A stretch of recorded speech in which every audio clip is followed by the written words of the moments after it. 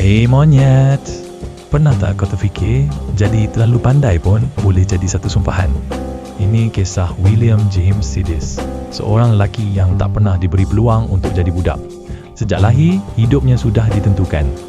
Ibu ayahnya dua orang ilmuwan hebat, bukan sekadar mahu anak yang bijak, mereka mahu seorang genius. Umur beberapa bulan, William sudah kenal huruf. Umur 2 tahun, dia membaca New York Times. Umur 11, dia melangkah masuk ke Harvard ketika kanak-kanak lain masih bermain kejar-kejar. Dunia kagum dengan William. Media memuja. Tapi sebalik semua itu, William tenggelam dalam sunyi.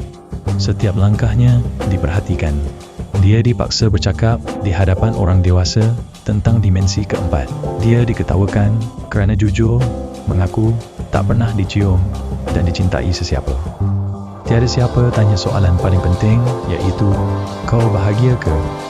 Walaupun hidupnya penuh tekanan, William tetap menyumbang kepada dunia.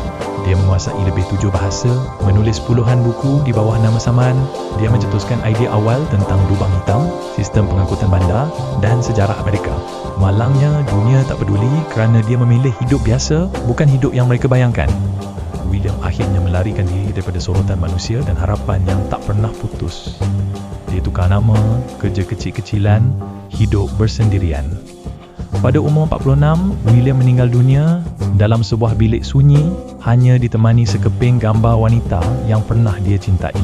Kepintaran tanpa kasih sayang hanya melahirkan kesunyian. Biarlah manusia membesar sebagai manusia, bukan eksperimen.